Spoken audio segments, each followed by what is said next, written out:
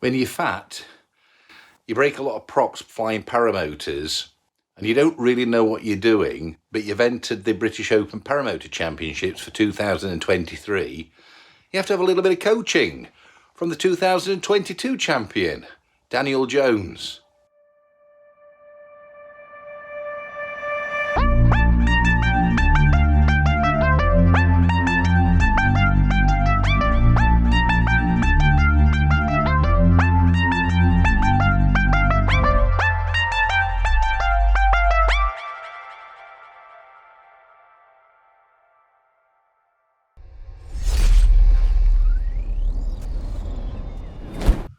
Right, Daniel Jones, welcome, mate. Thank you for joining me. So today this is a little bit special. It's almost like a podcast, isn't it? But we're going to do a bit of a video thing. It's not a podcast. This is about the British Open Paramotor Championships 2023, and Daniel's agreed to join me today in video because he's actually going to give me some coaching, and we decided to meet up on kind of the Zoom thing, and we thought we'd record it and make a little bit of a video series out of it because I've entered the championship this year, and Daniel's going to give me a bit of coaching. Is that right, mate? That's it, mate. Yeah. And I think you're after a few of my secrets as well. So we'll see if we can put a few of those in. Absolutely. Anything that can put me ahead of Rick Womersley, that would be a good thing. If you can get me ahead of the field on Rick, then everything will be golden. Well, for those who don't know, I've entered the British Open Paramotor Championship this year, 2023. Daniel's the 2022 champion. And the reason I've joined the championship is it's quite inclusive. It's you can be quite competitive if you want to be, but it's one of those sort of paramotor championships that you can join for the fun. It's quite an inclusive group. It's quite friendly. I think the organisers encourage people like myself to join and have some fun. And I think, as you quite eloquently put it before, it gives some purpose to your flying. And I thought it'd be a great fun thing to enter. And if not for the après ski at the end of the championship, but you're going to be teaching me a little bit about what these championships are about, because I didn't know. I've tried to do a little bit of reading about it, but it's best coming from the horse's mouth. So what goes on at the championships, Daniel? Just give me an overview, and then we'll have a look through a few of the tasks. Yeah. So the British Open Championship is an endurance format, FAI category competition. We'll cover more of that later, I'm sure. But so the endurance format essentially means that you're given all of your tasks on a large-scale map, that you can pick and choose your tasks that you do throughout the day. You're given a flying window to fly in between certain times. That might be from 7 a.m. to 7 p.m. And you might be given like 3 hours to do an amount of flying in that time. So you can pick and choose when you go flying and what tasks you do, which is what's so good about the Open, is that literally it's your choice. You can push yourself as much as you want to and still keep yourself within safe flying windows and stuff. The competition itself is heavily based around safety, because at the end of the day, we all want to have a good time and be able to go home at the end of it. So it's not pushing you so hard that you'll be so out of your flying comfort limit that you won't be able to do it. It's not about that at all. It's about coming along, having fun, and learning a few things about your flying and having a good time with everyone as well. Yeah. Yeah, awesome. So there's a bunch of tasks that you can do. You're given several hours during the day. So basically, you can pick those hours. You'll fly for a set number of hours, and you'll pick points up from the tasks that you're asked to do. And I guess at the end of it, it's the person that's got the most points who sits the highest on the podium. Is that right? Yeah, that's right. Yep. Yeah. So your amount of points build up over the weekend. So there's a massive range of tasks that you can do. The three main categories that are on the map that you're given are precision navigation. There's the snake task, that's what the snake task is. You've got a declared time task and a constant speed task as well. And then there's other tasks that are set throughout the competition. So we also have economy, pure economy. So you're given a limited amount of fuel and you fly for as a long amount of time as possible. You've got economy with distance. You get a bit more fuel for that one, and it's normally like a triangle that you have to fly in that you set yourself. And the other ones are more precision based. So they are spot landing tasks. So you go up to 500 foot, engine off, and land on sort of a dinner plate size spot. Bowling landing, which is very similar to that, but instead of landing on a spot, you're knocking over skittles that are set up in a line. And the other two are sort of come in between a gate, land, lay your wing down, reinflate, launch, and then fly through another gate.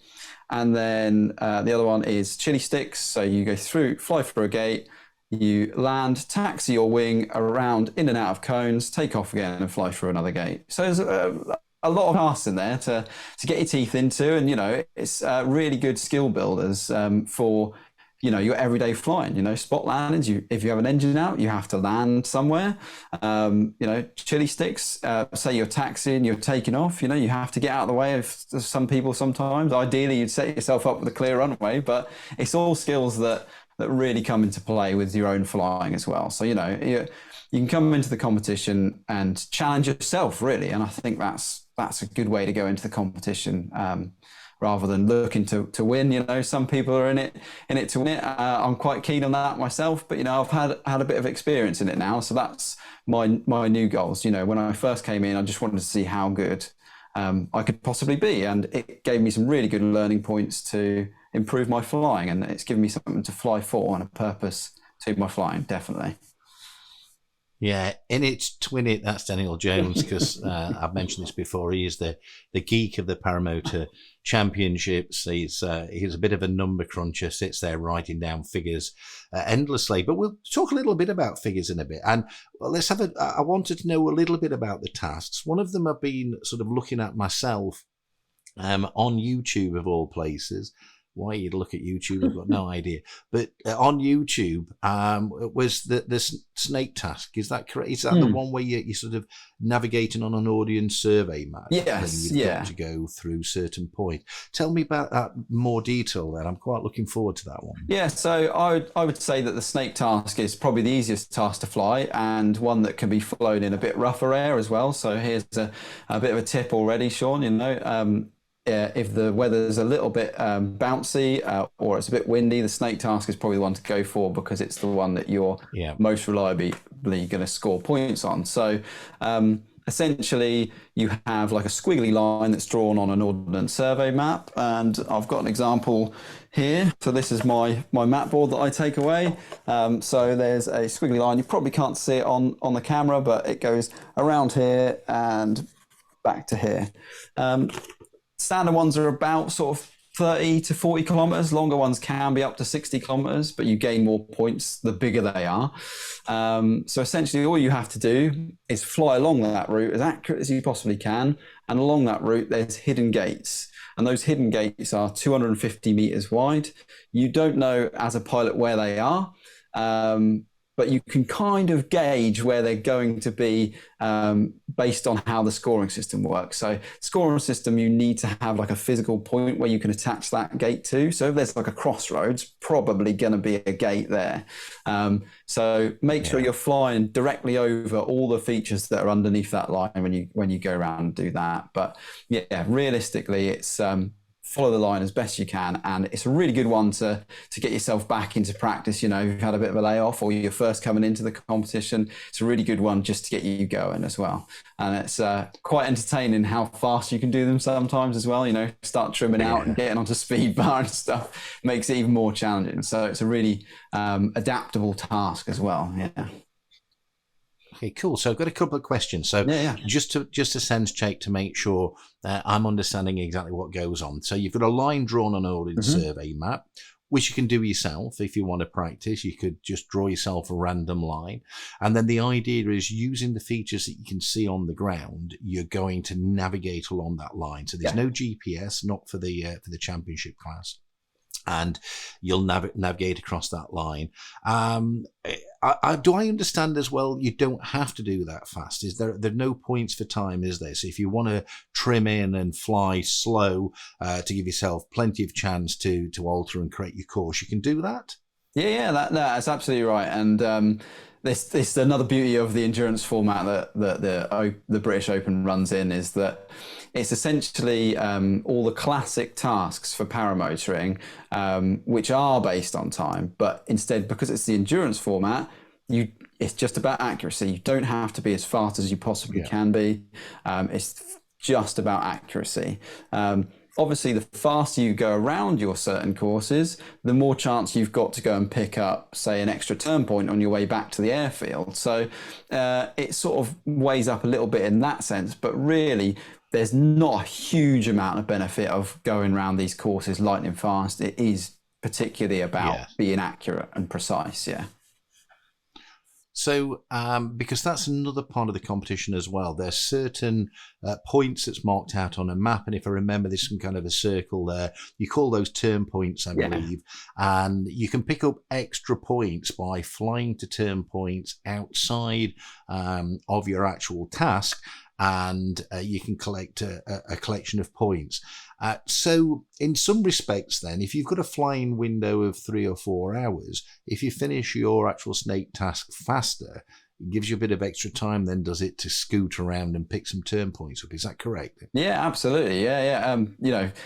It's so turn points are literally, it can come down to like a single point. And I think last year when we were going into the final round, there was only 1 point between me and Russell, who ended up coming second. So it all came down to the line of the bowling landing task, which is quite exciting for spectators to see as well. So it was, there was a lot on the line that day. But so when you leave the airfield, you can only hit the turn points once. You kind of want to look at the weather window throughout the weekend and see which side of the map you're going to go or which direction you're going to go. And it's always worth, at the start of the competition, leaving a few of the closer ones around you. So if for whatever reason you're coming back and you've got an extra, say, 20 minutes, you can shoot off, say, north and go and collect another turn point. So if I bring back this example, if you can see this, all these blue dots are different turn points. So you might start up here, and the task starts here. So you might fly from here to here, but there's also a turn point here. So you might go north to that turn point and then to the start of the snake task, or when you're finished, you might go and collect that turn point and then come back to the airfield. So it's really a game of when to pick them up. Should you pick them up? Are you going to go back to that area? Because if you aren't, then you might as well go and grab them while you can. So turn points can make a difference. But the tasks are the ones that earn you the major points. In the scheme. So they can be, for the geeks, and there can be a little bit of strategic planning around picking off those turn points and things. So I mean, that to me sounds it's an interesting and easy to practice little exercise to do, and I guess that's good fun to do anyway. If you're just flying around, is fly a course. I mean, we all tend to fly courses if we're doing cross country, but rather than just that dead straight line that takes you from A to B, you can have a play around at navigating on a bit of a snake course, but more importantly, using an audience survey map. And I'll have to be honest, it's some of my earlier general aviation days that precede GPS. That's kind of how you were navigating in a way. I mean, you're supposed to draw straight lines on a chart and to fly to a certain heading and such like, but really you were always looking for the pubs and things on the ground.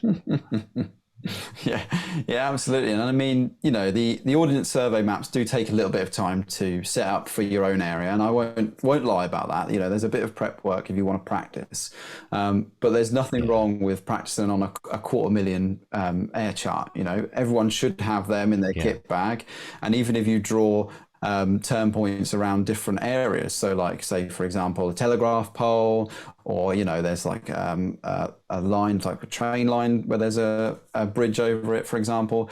Use those features on the maps that you've already got and go out and practice, because when you come to the comp, the map is so detailed that it'll be so much easier to navigate by that, because you've got all the detail of like the woods, you've got the churches, the pubs, all that different stuff. So, you can practice with so minimal stuff. And even if you don't want to go out and practice and you just want to turn up, the Discovery Challenge is great for that as well, because it takes you from knowing absolutely nothing to having a well-rounded knowledge of the comp. And even if you don't come back and compete, you will definitely learn something about your flying. Absolutely. And like, if you don't learn anything about your flying at the comp, and I've said this before, I'll buy you a beer, Right. Okay. I look forward to the beer. Okay, so that's a snake task, and that sounds fairly straightforward and easy. He says. The next one that I was interested in, this is the one that's going to put me ahead of Rick Womersley, because it's the economy class, so the economy tasks, should I say, and two of these two of them are both about setting off with a finite amount of fuel and getting the most out of that fuel. But there's two different tasks. Take me a little bit more detail about each of those two tasks, buddy, if you can. Yeah, absolutely. So there's the pure economy task, which is very, very basic in its terms. Everyone will be given 2 litres of fuel.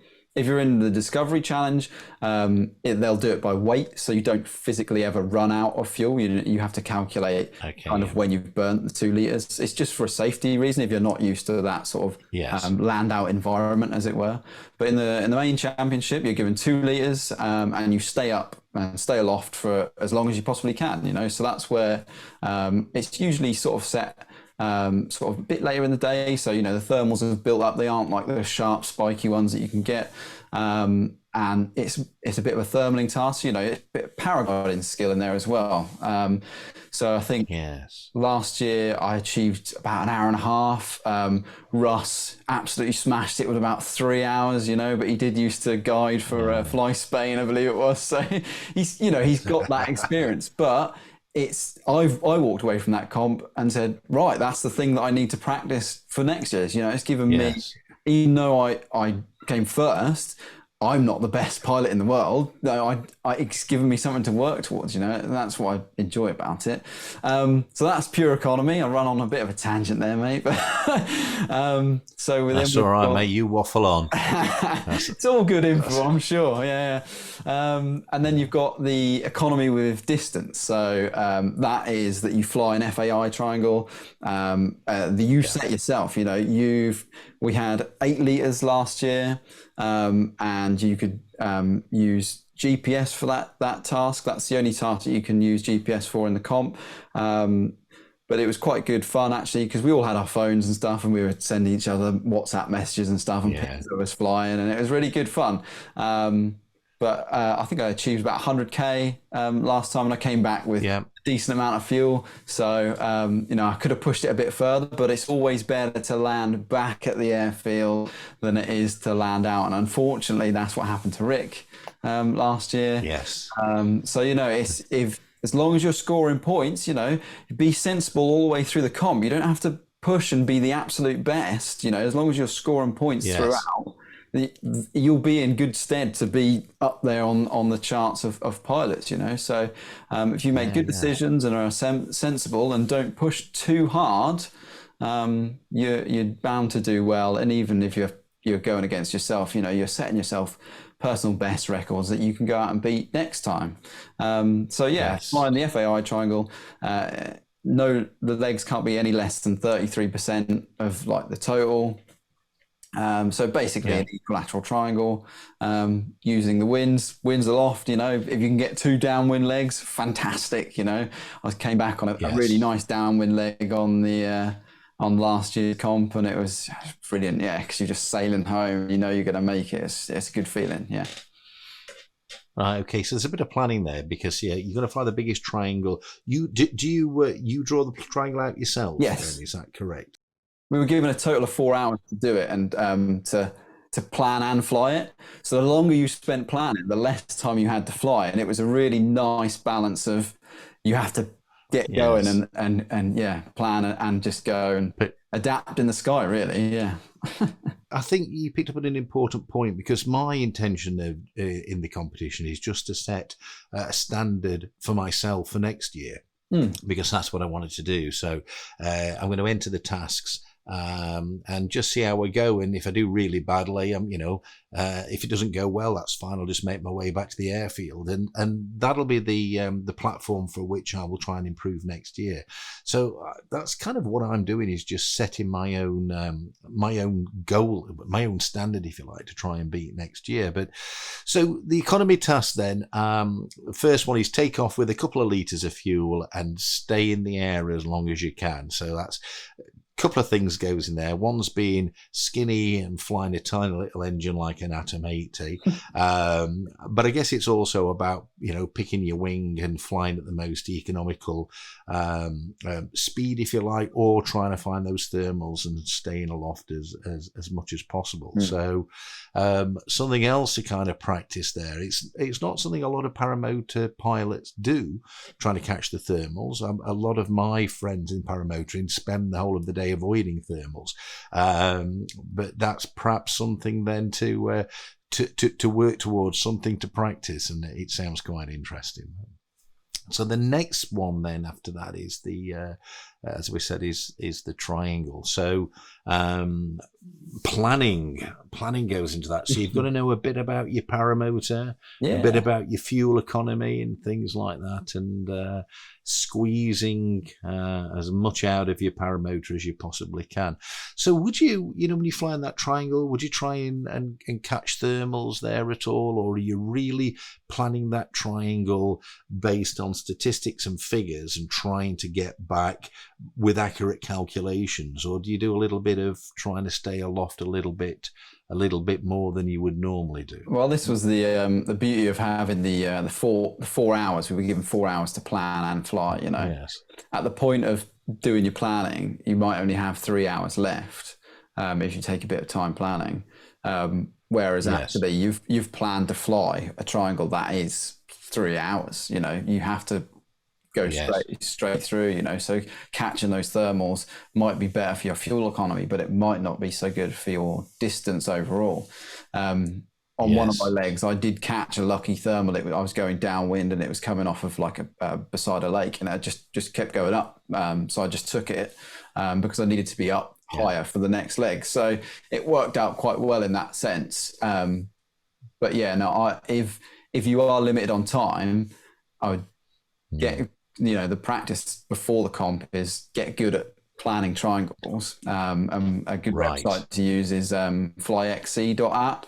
It's a really good cross-country planning. And then because you're allowed GPS and that, I use Fly Sky High. And then when you're on your second leg background, it gives you an estimate of how big you can make your triangle as well. So you can even extend your triangle around if you've got extra time. It's it's always worth giving yourself options. Yeah. So I think, but your final legs, if you fly 2 legs, you're a bit stuck. Then you can't really extend your third leg, can you? Or even one, because they've got to be 33%. Or well, it depends. Some once you start looking at the FlyXC app, it gives you sort of like an arch triangle. So if you're at the extremes of one of those triangles on 2 of the points, chances are you can't then extend. But if you're sort of somewhere in the middle of those triangles for planning, once you've got, you can extend out higher and come back in. So you can actually extend your triangle significantly more. So it's always good to mark on your map that you take as well, what the extension would be. If you've got the fuel and you've got the time, you might as well take a little bit extra if you're definitely going to make it back, because it'll only put you in a better position. Okay, all right. So they're quite interesting. So a little bit of planning involved in those, but if you're not confident, you can just plan the biggest triangle you think you can fly comfortably on the 8 litres, and go and do it and see how much fuel you came back with, and that might help you plan for the next one. So chili sticks then, because I know that's named after the infamous Mike Chilvers from Wingland, and that's why it's called chili sticks. I'm just trying to figure out whether this is going to be any good for a trike, because I'm flying a trike, Daniel, and this is the first year, isn't it, that there's been a trike class for the British Open Paramotor Championships. Yeah. Is there still 4 of us? I think there was 4 in the competition, and I don't know whether there's any more. I did try and appeal on Facebook and get a few more people entering, and I kind of reason the more people enter, the higher chance there is I'm not going to come last. But that's my own motivation. Mm-hmm. But what happens with chili sticks then? This is more of a paramotor task, isn't it? But I don't know whether we're going to try and do the same on the wheels of a trike or not. But yeah, so what will happen is there'll be 2 different classes. There'll be the foot launch in the championship and the Discovery Challenge, and there'll be the trike class as well. So specific tasks don't really suit them to like the trikes, for example. So chili sticks is one of them that they might not do, and I don't think they actually do that for trikes, just simply because the maneuverability of a trike on the ground isn't as great as some dancey footwork around some cones. So for safety reasons, a great example of safety reasons, it'd be quite easy to topple a trike over, so there's no point in pushing trikes to even attempt it. So unfortunately, no. Unless you fancy running along with your retractor trike there, mate. Yeah, well, it's we had a go of that. I was down with Rick Womersley with one of the retractor trikes, and we had a go at running on the ground with it, but unfortunately the pegs just ended up twatting you in the back of the legs, so it wasn't recommended, to be honest, but anyway, so it would be fun.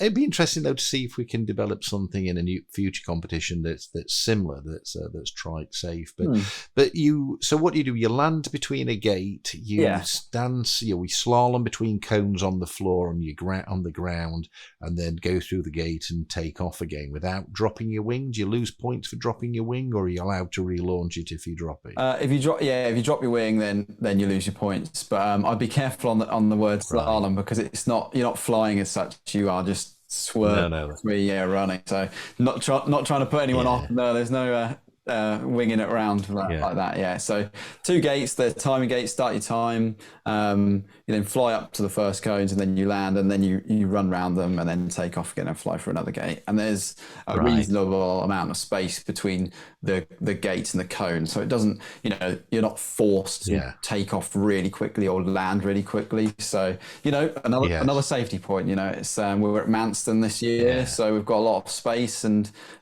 it should be safe, and it's quite a fun task to do as well. Something a bit different. Right then, Daniel, we're back. I just wanted to say, Daniel Jones is too tight to buy a decent camera. He buys one that shuts itself down every 29 minutes. So we've just had a little bit of an interlude there. That's the DSLR law, mate. Yeah, bloody hell, honestly. Do you need me to lend you a $5? Right, so we were talking. We did chili sticks last, and the next task I know is the spot landing, and it is what it is. We know what a spot landing is. It's slightly different for trikes to what it is for foot launch pilots. Foot launch pilots, you land on a bullseye.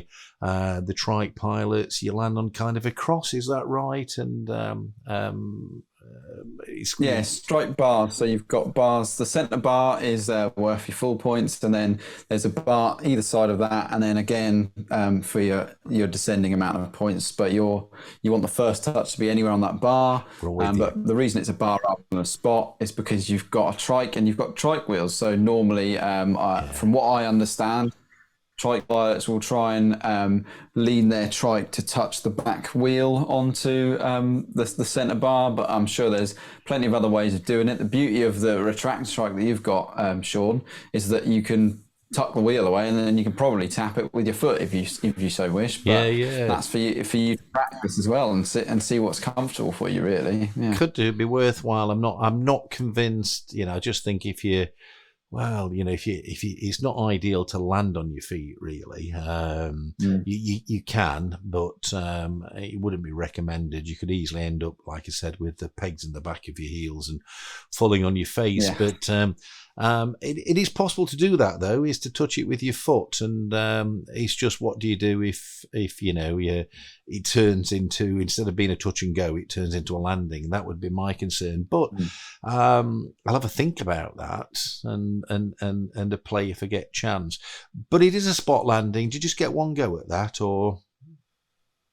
It depends. Sometimes that task is set a couple of times. It normally happens in the evening. So, yeah, you normally have your flying window at the start of the day, bit of a break during the middle of the day because it's obviously thermic. And then sort of in the evening, you might have a small flying window possibly, but usually it's the precision tasks that happen in the evening because there's quite a lot of pilots to get through. Once you're all back at the airfield, then you'll have a go at spot landing. Right. I think it has been known in the history to have a spot landing when you come back off of a task, but normally for safety reasons and the amount of pilots in the sky, it's normally set once everyone's back and in. So yeah. Right. Okay. So you only have one attempt yourself then, or can you have several attempts to try and spot land properly? Well, per time that it's set. So say it's set on Wednesday, for example, or let's say Thursday, because that's an actual competition day. You get, when it's set, you get one go at that, and that's your go.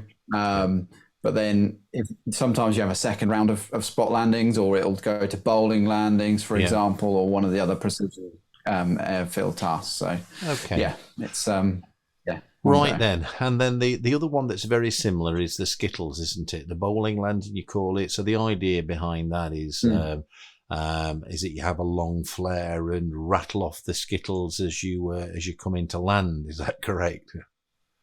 Yeah, that's right. It's literally the same start setup as a spot landing.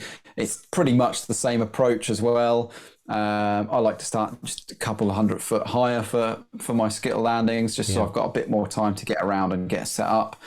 But then, it's the trick is getting yourself around the back of the skittles quick enough, because you fly over them when you do a task.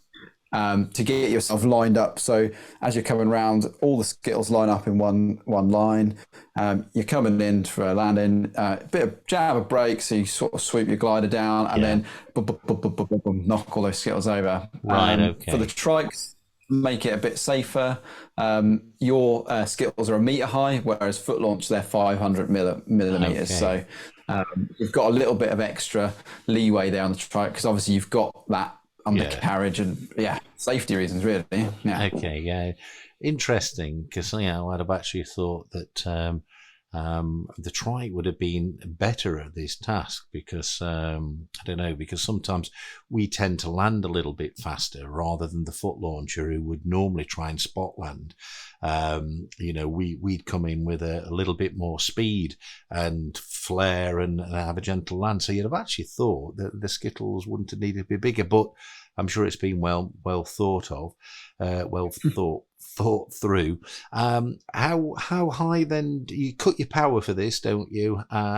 Is there a minimum height then to cut your power?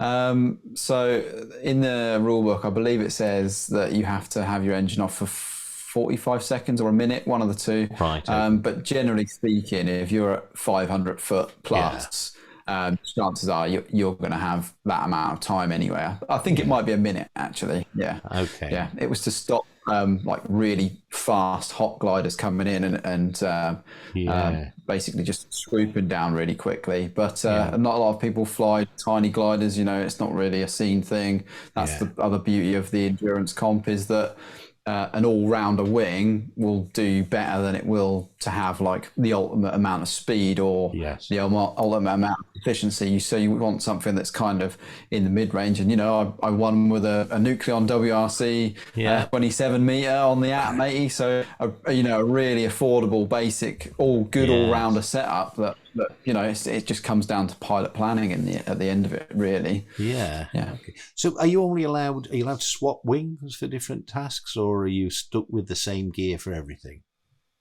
It's the same gear for everything. Right. Just simply for the fact that it's essentially pilot and machine. You pick what you think is going to be the most accurate setup for the competition, and that is all rounder kit. Otherwise it then starts leaning on the people with the most amount of money are going to win because they're going to be able to afford 2 different engines and different wings and stuff. So to have it confined to one setup per pilot, if you absolutely tear your glider apart and you've got a replacement glider, as long as it's not better performance, then chances are you'll be able to swap it back in and stuff. So one glider, one motor.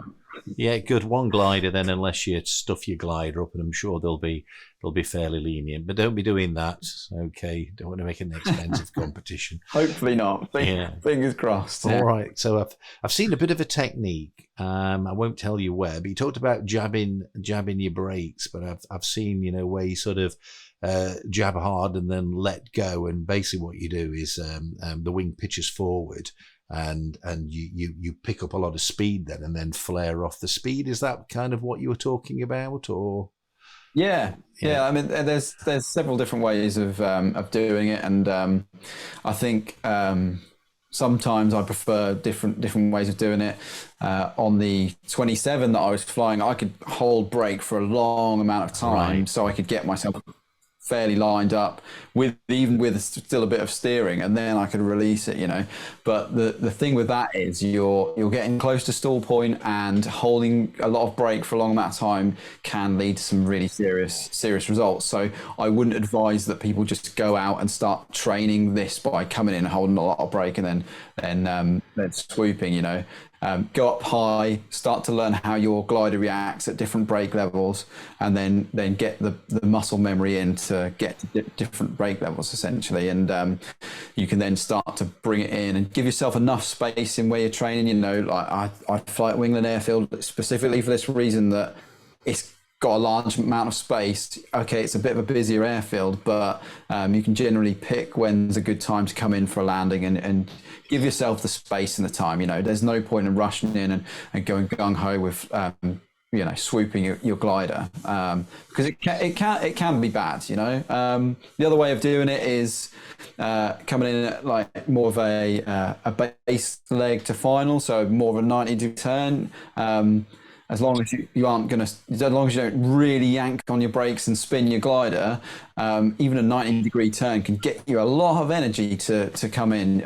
You might not be as lined up as you would be, say, for Skittles, for example, but it's another way of building up energy in your glider. And that's a finite technique that pilots can develop and learn, but do it safely to start with. Go up to height and learn what your glider's doing when you're doing specific things before you do it close to the ground. And I think that's sensible for any maneuver, in paramotoring and paragliding. So yeah. I think the Skittles aren't, there's not miles of them, so you don't need a super long flare anyway. You've kind of got to be accurate, haven't you? If you're accurate, then you should be able to do it. Okay, so that's cool. I look forward to missing all the Skittles. Go on. Yeah, I was going to say that. Henry Glass last year was putting us all to shame, with he came in with a nice approach, nice gentle approach, and then it was just a flare, he was on a Nucleon 4 and just even a standard flare, and he was knocking over a good amount of Skittles, when we were all trying to do bigger swoops and not quite achieving some of that. So, even just a basic approach can bag you a lot of points. Like I said earlier, you don't need to push yourself to the extreme to get points, as long as you're consistent, and that's the key. Yeah, that's right. And if you're not expert at it, the idea is just get as many as you can, because those points will add up, and try and pick points up at the stuff that you're more suited towards. And right, okay, cool. So what else? What have we not covered then? We did the snake, didn't we? We've done the economy tasks. We've done the spot landing task. What else have we got to do there? So we've got wing control, which is another one that I'm not sure if Trikes will be doing, but similar to how Chili Stick starts. You fly through the gates, you land, you lay your wing down, and then you relaunch your wing and turn around and then fly through another set of gates. And it's how fast you can get between the two gates and and relaunch your wing in between, essentially. It's normally done when it's reversible. So you normally come in and can reverse. So you don't have to set up for a forward. Otherwise, it's the safety thing again. We don't want people having to do a forward launch when they've come in and landed in a rush. It's not about that. It's normally reversible. So that's the other ground-based task. Yeah. All right. Any more? What else?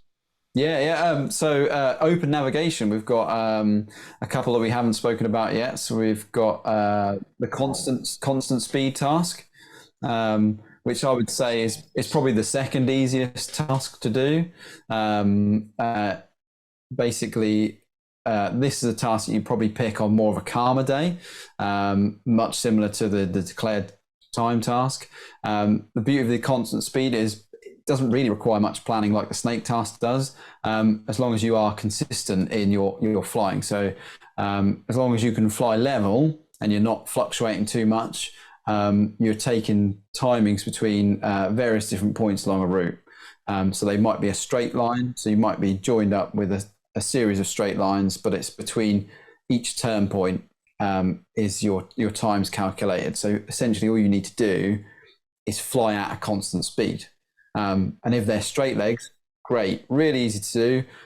If you've got a vario that you can listen to, as long as it's not beeping and sinking and rising, you'll be flying straight and level. As long as you stay on your dead track, chances are you're going to score really well on the straight leg. Sometimes those constant speed can be like curved, so it might take a bit of a calculation on the ground beforehand to work out what your wind speed is going to be at different directions. By using the E6B calculator, you can do that. We'll go into that planning in another video. But essentially, if you're on a leg that's going in different directions, chances are your speed's going to vary. So if you fly on a light wind day, you might be fine just to fly at one trim setting. But if it's a bit stronger, you might need to fly at different trim settings for that leg. So the constant speed, another nice one to do. I'd pick that on a sort of a calmer day would be the one to do that one. Okay. Yeah. All right then. So constant speed, bit of planning involved in that, but not too challenging. Well, I guess that's the wrong word. I mean,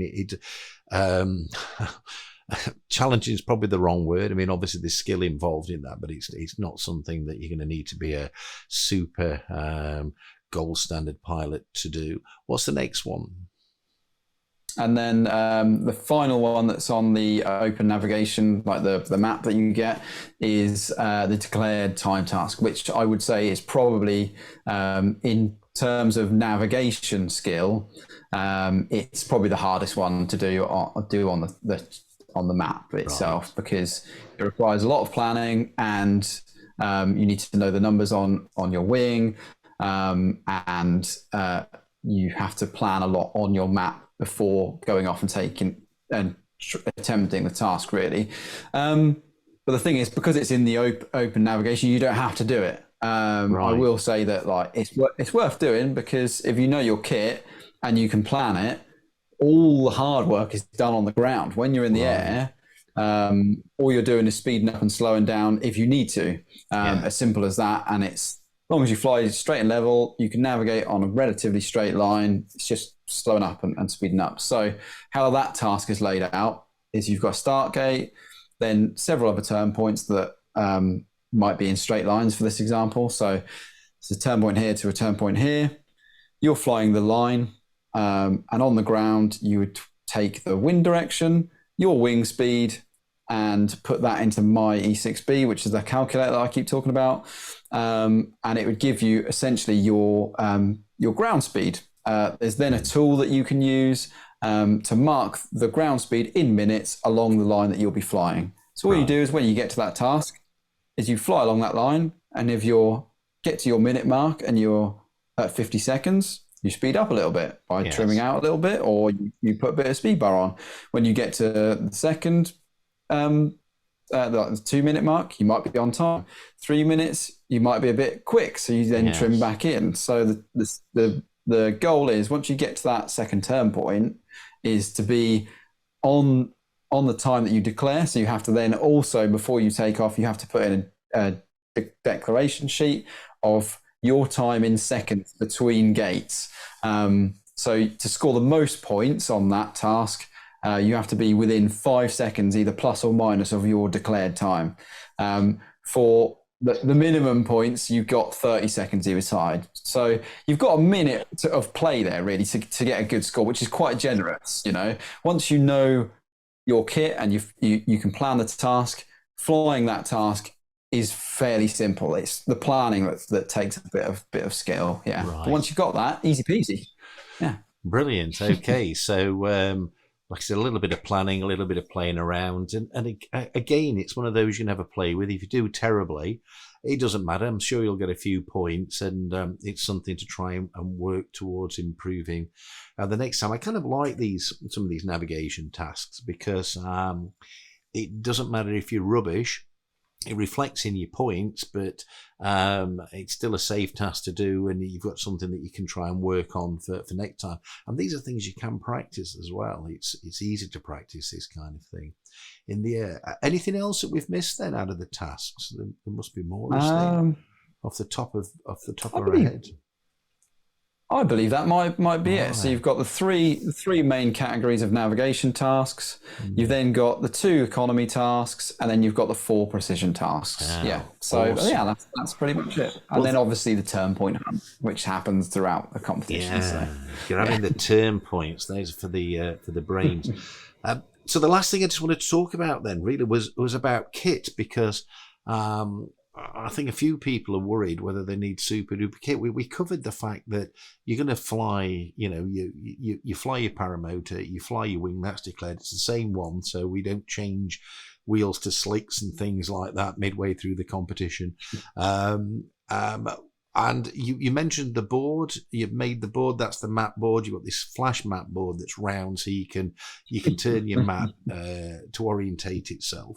I know we've talked about this before. There's the board. If you want to know how Daniel made that board as well, check out the video up there, because there's a video that Dan made a few years ago when you entered the which class was it? It's the non-competition class, wasn't it? The first ever time you entered. The club. Yeah, it used to be called the Club Pilot class, but now it's called the Discovery Challenge. Yeah. So it's developed and grown. Yeah. Yeah, good. So and you can watch that video up there, and there's a bit of a video series as well. So we've talked about that. I know you need your paramotor, your wing, the map board, which you can make. On your map board, which you showed there, you've got a couple of stopwatches that helps you with timings and things like that. There they are. Yeah. Two up there. What? An extra one in case one goes wrong. Yeah. Oh god, this is proper geekery. Pens with string on them. Third one. Have you got a third one as well? There you go. Yeah. And pens with strings on, so they don't end up, in the back of somebody's head. So you talked about that. They're permanent markers, aren't they? And you've got yourself a bit of spray to wipe that off. But yeah, so you can write on your map as you go through your course. You might just mark off where you're going and where you've been. So if you take your eye off your map, you know where you are and you're not getting lost. Yeah, right. And that does happen to the best of us. Yeah. So that's so your map board. You need an altimeter as well. I believe is that part of the equipment that you need. There are various ones we've been talking about. Different ones. You've got the tiny little one, haven't you? The Fairhaven, is it, or something like that? Fairhaven, yeah. But there are great little ones, that you can have. So basically, just so you know your altitude, and of course, if it's got vario function on it, that helps you with things like the economy task for finding lift and such like. You have to have a reserve. I know that's just competition rules, just for safety. Fly with a reserve. Anything else that you need equipment wise? I know there's on the video, there's all this about your audience survey maps, sticking them together. You've got to figure that out. I'm going to be figuring that out. You fabloned yours, haven't you? And you've got them all stuck together and folded, because you get 6 audience survey maps for the whole area that the competition takes place in. And you've kind of got them fablon, so you can draw on them and wipe it off, and all stuck together. What else is there equipment-wise? Is that more or less it? Your sandwiches, something to drink? Yeah, in terms of like, you can go as much or as little as you want. In terms of like planning tasks, sort of a GA compass, like the plastic compasses, so you can see your heading, is very handy. There is I believe there's a printable tool to mark off your airspeed as well. I'm sure we'll link to that in a future video when we go over specific tasks. Highlighters help you when you're looking at your maps to start with. You can highlight your routes and like all the turn points, so you don't miss them, so they're a bit more obvious. Calculator if you're not great at mental maths. I know I've got a calculator in the box that I've got. Generally speaking, it's not a lot of stuff. It's just a bit of stationery, really. And then I think, realistically, the map board is probably the biggest thing to make. You don't have to make it out of I've made mine out of installation board. You don't have to make it out of that. You can make it out of layers of cardboard, anything really that will spin, and then you put a clip on the back here like that, and then that'll attach to your harness, and you can spin it in flight, really. So it's just whatever way you find easiest to read a map. But I think that's a tried and tested way, and that's kind of what I've been flying with for all my comp stuff, and it works. So, that's kind of what I've stuck with. But there's many ways to skin a cat in the comp. Yeah, absolutely. All right, then. So there's not much gear needed, really, just a few basics. The reserves are most important, the altimeter, and then you figure out your maps for yourself. You might come up with a fresh new way of doing it, and I'm going to be having to think. It's a little bit different on a trike. I've got a little bit more real estate, but that being said, the retractor trike is probably, there's not much more really than there is on a foot launch paramotor. And I did want the option to be able to retract it in when I was flying some of these courses as well, rather than leaving the wheel out with things clamped to it. So, but we'll see how that goes. So I think that's about it for now. We've kind of gone over what the competition is, and we're probably going to cover a little bit more of this in detail in some of the other videos, but you might see us actually videoing down at Winglands and having a little play at this, and watching this fat dude panicking, flying around, trying to read a map and not break a prop at the same time. That's a bit of a mental agility challenge and things. Anything else you want to add to this, Daniel boy? Hey, anything else? I think we've been talking quite a lot about the competition and the main championship class, but I think it's definitely worth mentioning about the discovery class as well, which is what the club pilot class has developed into. It's a class for anyone to come have a go. You don't need to know anything about competition. It's very worthwhile having a map board when you do turn up, but anyone who comes to see me, I've got 6 spare map boards, so you don't really even have to have that. I'd advise having your own for obvious reasons. But yeah, it's about coming and having a go, learning about your flying, having some fun. This year's comp, we're going to have a trade show. We're trying to book a band for the Saturday night as well. There's the human-powered aircraft there as well, so you can watch that during the day. There's so much going on. It's a massive site, and it'll be bloody brilliant flying around the Kent coastline as well. So yeah, I'm looking forward to it. Yeah, come along, have some fun. Yeah, and on the last day as well, we can have a beer, can't we? And absolutely. Yeah, that'll be something to celebrate. And okay, good. Yeah, I like that. For me personally, there's several tasks to go at. I'm not even going to guarantee that I'm going to do all the tasks or fly for all the hours. I think the idea is to enter it, as I said before, set the challenges for yourself, enjoy entering and flying. And if you enjoy it, I might, work on it a little bit more for next year and see if I can improve what I do this year. And I think that's the same for anybody. Just come along, have a beer, have a laugh, join the barbecue, join the chat around the fire pit, get some flying in. You may as well enter some of the competitions, and if you don't feel like you want to fly on some of the mornings, then it doesn't matter, does it? There's going to be no shame. And if you do that, I stand a better chance of not being last. And that's my goal is to try not to be last. But if I am last, I don't care. It'll be good fun. It doesn't matter at all. Yeah, it's about having fun. Yeah. It is. Right. Good, Daniel, mate, thanks for going through that with me. This is our second attempt at doing this because we screwed up, didn't we, with the technology before? And we're probably going to have to get off fairly soon anyway now, because I bet your camera's going to die soon, isn't it? With you, Oh, it's coming up to it, mate. It's coming up to it. 2 minutes left. Yeah. 2 minutes left. So, Daniel, thanks for that, mate. And for everybody else watching, let's see you down there at the championships this year. I'm looking forward to seeing a few of you. Come and give me a clap and a cheer and things. And if I don't break a prop, give me a really loud cheer. And until next video, thanks for watching. Bye for now.